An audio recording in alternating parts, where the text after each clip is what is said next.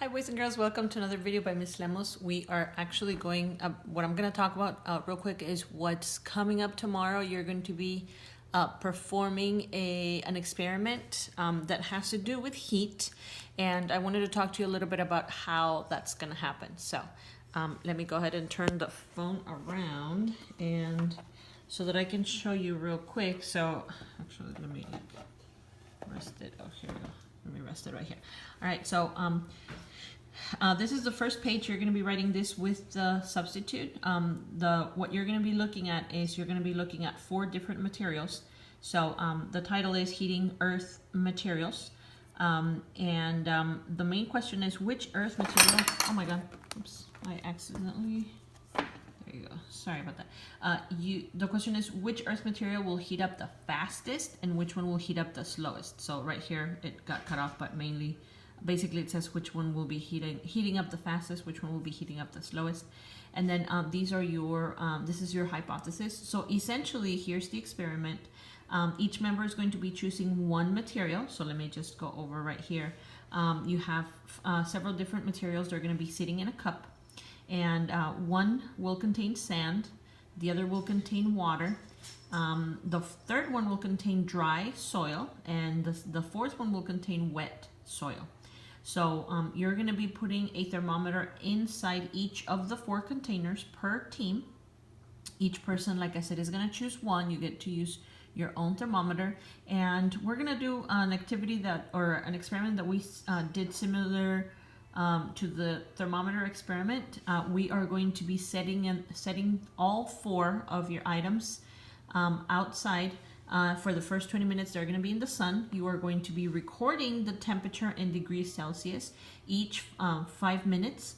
And then the last 20 minutes, they'll be sitting in the shade. So, and then last but not least, you're going to give me the temperature change after 20 minutes in the sun.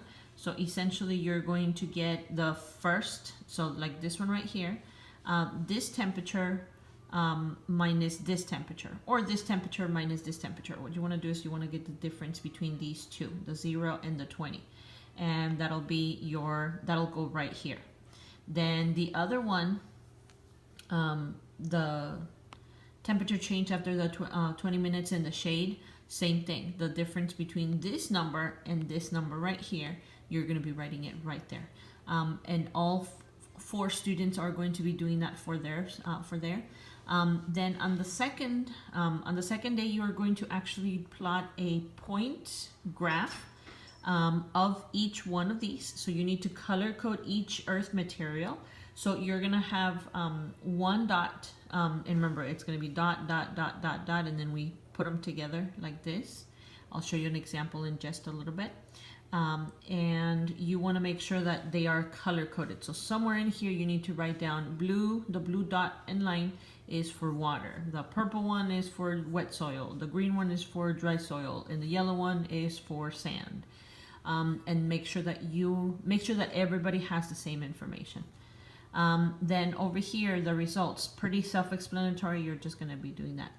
So the reason why we're doing this experiment is we want to continue our discussion on weather and how these different materials can represent different parts of the world. So for example, the water could represent the oceans. The sand could represent deserts, the deserts of our planet Earth. Wet soil could represent areas that have a lot of rainfall during the year. And then wet soil could be areas that are not desert, but that also don't get a lot of rain.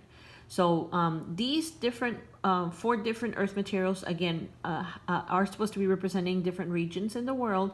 And the question is going to be, how is it that you get one sun and one planet Earth, but you have different different regions that heat up differently? For example, here in the desert, you have, it's really, really hot and it's really, really dry. But then you have places like Florida that is also really, really hot, but it's really, really wet. It's really humid. So how is it that it happens? Why does it happen? So this experiment is going to attempt to answer that question of how and why that happens.